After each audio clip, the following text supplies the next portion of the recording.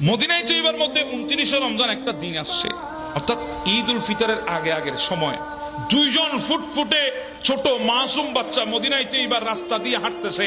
বন্ধু বান্ধব নতুন কাপড় কুলে কুলে দেখাচ্ছেন, তারাও দেখছেন, কিন্তু অন্তরের মধ্যে একটা চাপা কষ্ট, কারণ এখনো নতুন কাপড় আনে নাই, এখনো নতুন কাপড় পাই নাই। পাবে কোত্থেকে? যেই ঘরের বাসিন্দা ওই ঘরে তো খাবারের জন্য কিছুই নাই, চুলার মধ্যে আগুনও জ্বলে নাই অনেক দিন। সবার ঘরে আনন্দ আছে, আর তাদের ঘরের মধ্যে সবর আছে আর দুয়া আছে। ওই দুই বাচ্চা রাস্তা ধরে হাঁটছে, ঘরের দিকে যাচ্ছে। ঘরের দরজা খুলে দেখে মা নামাজের মধ্যে বসে আছে। দুই সন্তান মায়ের দুই রানের মধ্যে মাথা রেখেছে। মাও তাদের কেমন মা, বসেছে যাই নামাজে। কে যাই নামাজে বসেছেন জানেন? যিনি হচ্ছেন সৈয়দা, যিনি হচ্ছেন তৈয়বা, যিনি হচ্ছেন তাহেরা, যিনি হচ্ছেন জাহেরা, ফাতেমাতুজ জোহরা। এমন একজন সৈয়দা মাসাল্লায় বসেছেন, যে সৈয়দাকে আল্লাহ এত বেশি তাহারাত দান করেছেন, তৈয়বা বানিয়েছেন। পৃথিবীর বুকে যত মহিলা আছে তারা এক মাসে 30 দিনে নামাজ পড়তে পারে না, কিছুদিন নাপাকি অবস্থায় থাকে। আর এই সৈয়দাকে এমন তৈয়বা আমার আল্লাহ বানিয়েছেন, তাহারা বানিয়েছেন। উনি 30 দিন আল্লাহর ইবাদত করেছেন। নাপাকি ওনাকে স্পর্শ করতে পারে নাই। ইনার তাহারতের গ্যারান্টি কার হাতে? আল্লাহ এনাকে এমন পবিত্রতা বানিয়েছেন। সে সৈয়দার দুই রানে দুই শাহজাদা, একজনের নাম হচ্ছে ইমাম হাসান আলাইহিস সালাম, আর একজনের নাম হচ্ছে ইমাম হুসাইন আলাইহিস সালাম। দুইজনে এসে বায়না ধরেছে, মা সবার ঘরে নতুন কাপড় দেখলাম, আমাদের কাপড় কই?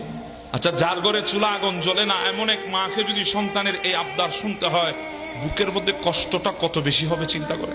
সৈয়দা বলছে, বাবা তোমাদের কাপড় লাগবে? বলে হ্যাঁ মা লাগবে, সামনে ঈদ আসতেছে, আজ 29 তারিখ, রাতে যদি চাঁদরে কালকে ঈদ, মা আমাদেরকে কাপড় দিবা না? বলে হ্যাঁ দেব, ইনশাআল্লাহ আল্লাহ তোমাদের জন্য কাপড় পাঠাবেন। কে দেবেন? আল্লাহ দেবেন, আল্লাহ তোমাদের জন্য কাপড় দেবেন। এই কথা শুনে সন্তানদের হৃদয়ের মধ্যে আশার আলো জেগেছে, ঈদের আনন্দ তাদের অন্তরে জেগে উঠেছে। মা বলেছে কাপড় দেবে, এমন মা যেই মা জিন্দেগিতে কোনোদিন মিথ্যা বলে নাই। মা বলেছে আল্লাহ দেবে, আল্লাহ দেবে।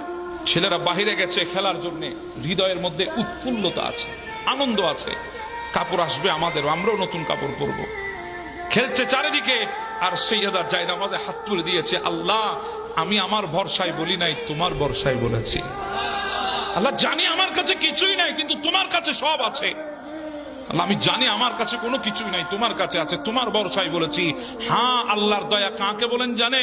আপনার ব্যাংকের মধ্যে লক্ষ লক্ষ টাকা আছে, কোটি কোটি টাকা আছে, ওটার নাম আল্লাহর দয়া নয়। আল্লাহর দয়া হচ্ছে এটা, আপনার কিছুই নাই, যখন আপনার পিঠটা দেওয়ালে ঠেকে গেছে, আচমকা একটা সূর্য আপনার সামনে এসেছে, সাহায্য আপনার সামনে এসেছে, ওই মুসিবত থেকে আপনাকে মুহূর্তে বাঁচিয়ে নিয়েছে, এটাকে বলা হয় দয়া। সৈয়দা হাত তুলেছে, আল্লাহ তুমি দিবা, আমি আমার ভরসায় বলিনি, আমার কোনো ওয়াকাত নাই, অকাত নাই, কিছুই না, আমি তোমার ভরসায় বলেছি। আল্লাহ বেইজ্জত করো না, সন্তানদের সামনে মুখ ছোট করো না, আল্লাহ তোমার দরবারে হাত তুলেছি। এবার চিন্তা করেন, সৈয়দা হাত তুলেছে, আসমানের অবস্থা কেমন হবে?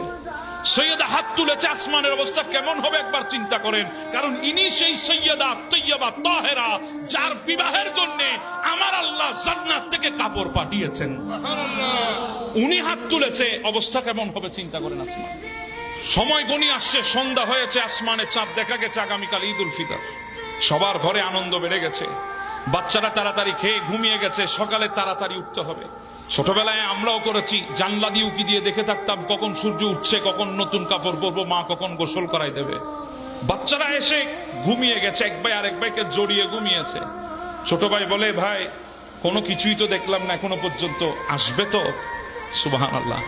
বড় ভাই বলেছে, মা বলেছে আল্লাহ দেবে, অবশ্যই দেবেন।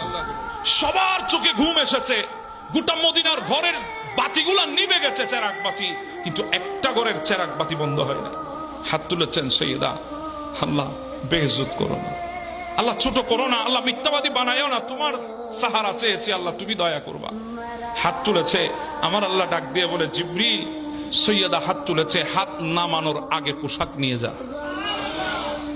আল্লাহ চাইলে বলতে পারতেন মদিনার মার্কেট থেকে পোশাক নে, আল্লাহ বলে না, মদিনার মার্কেট না, এটা খাতুনে জান্নাত হাত তুলেছে, যাদের জন্য পোশাক চেয়েছে তারা সৈয়দা সবাবে হালের জান্নাত, জান্নাতের যুবকদের সর্দার। পোশাক যদি যেতে হয় মদিনার মার্কেট থেকে যাবে না, জান্নাতের মার্কেট থেকেই যাবে।